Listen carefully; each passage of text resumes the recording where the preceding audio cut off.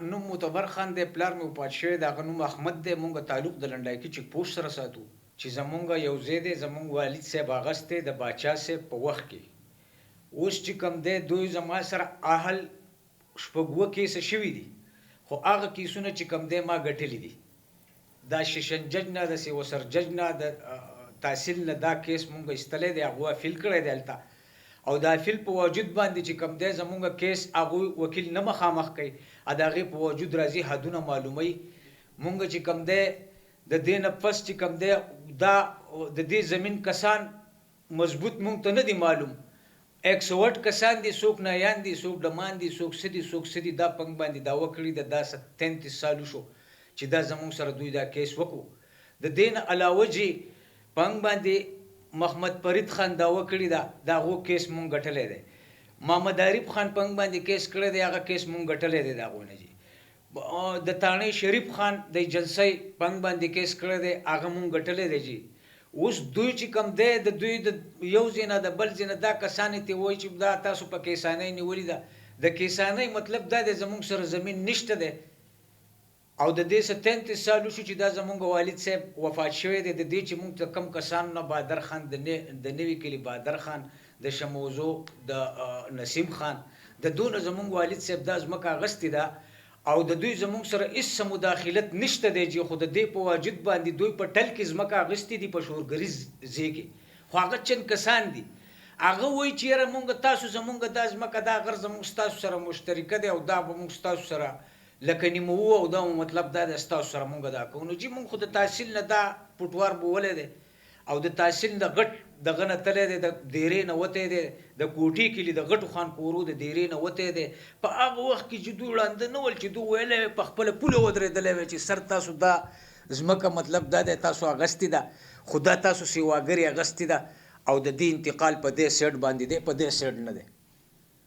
علن کې پاڼې ډال زما پوله دی، لاندې ته زما شپږ اتلس کورونه دي، ما پې روډ ایستلی دی چې په آخري سرحدۍ باندې زما 2 کمرې دي.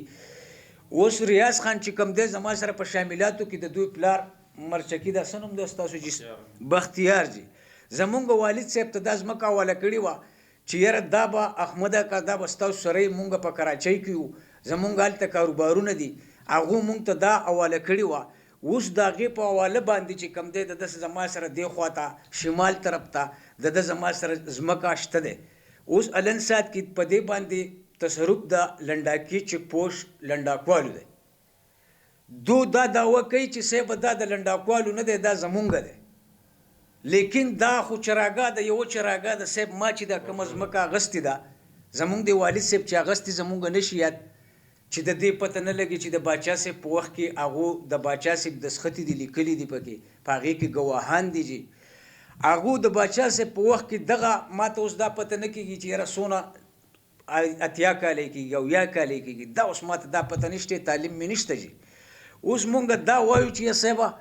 لکه دا خلک تی مونږ ته تنازع شي، او مطلب دا دی مونږ ته دې ودرېږي چې بای لکه مونږ د خپل د های کورټ نه بل غټ کیس نشته چې دو هلته افیل وړی دی، او دغه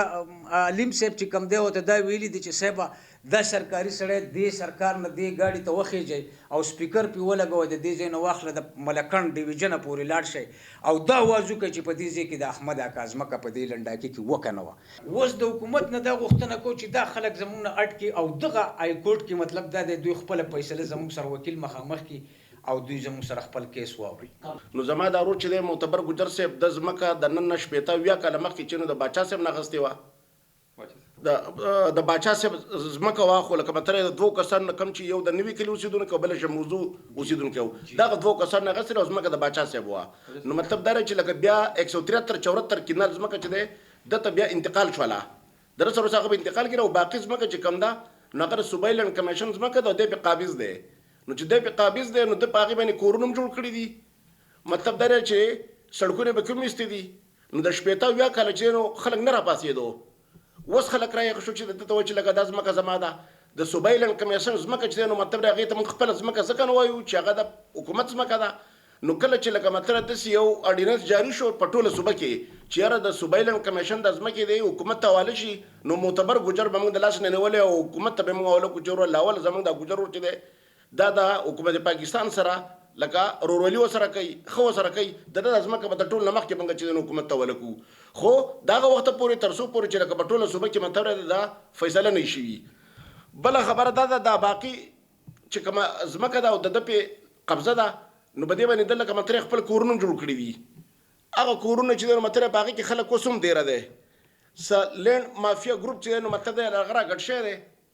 یو ځای کې ټونګوي بل ځای کې ټونګوي. مطلب دا دی چې یاره د دې غریب نه ځان له زه څه واخلم نور د هغو څه دا مطلب نه دی چې مطلب دی موږ د دا ځمکه او دا شی دی وګټو خو د هغو مطلب دا دی چې د دې غریب نه موږ له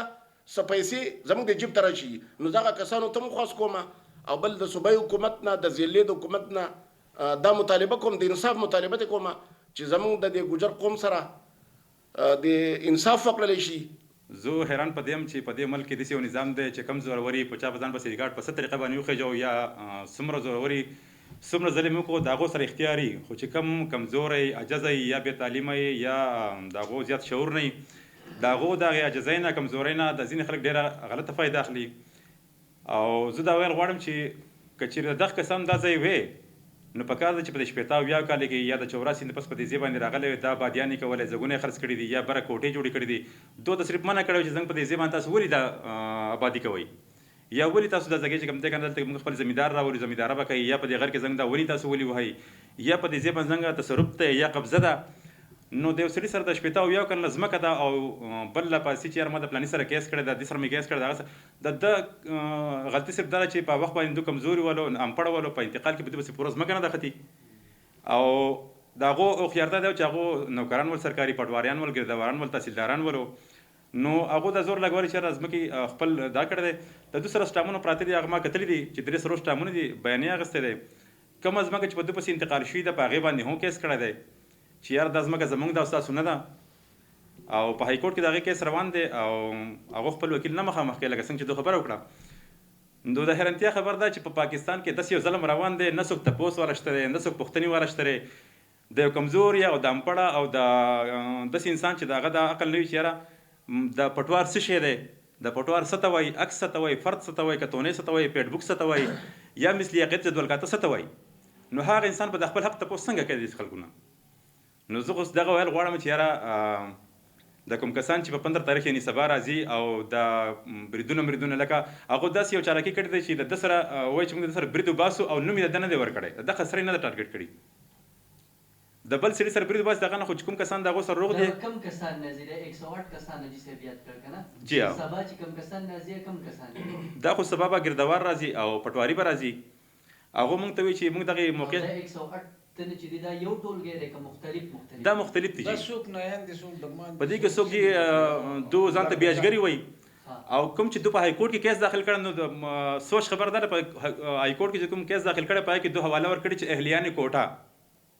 نو اهلیان کوټه مطلب چې د کوټې دوتریان او کوم چې په دو باندې راځي نو په هغې کې دا لیکلي چې بھائی دا په دې کې نایي هم شته په دې کې دوبي هم شته په دې کې غریب هم شته خان هم شته ټیک ته چې یعنې مختلف خلک دي او کوم چې دعوه کوي په های کورټ کې په 174 کانال باندې نو په هغې کې دا ورکړي چې اهلیان کوټه نو که فرض که 10 خبرې نو په اهلیان کوټه کې بیا موږ هم راځو نو زما نه خو دې خبرې تپوس نه دی شوی. بل یو سړي چې بریدونه وباسي پولې وباسي یا د څیزونه وباسي نو د یو انسان نه به تپوس کوي د هغه نه پوښتنه به کوي د خپلې مرضۍ کار به نه کوي چې یاره په قانون باندې د هغه چې کوم دی که نه یو زور دی یا پاور دی یا دغه افروج دی نو هغه به د خپل پاور نه یو غلط مطلب یا غلطه فایده اخلي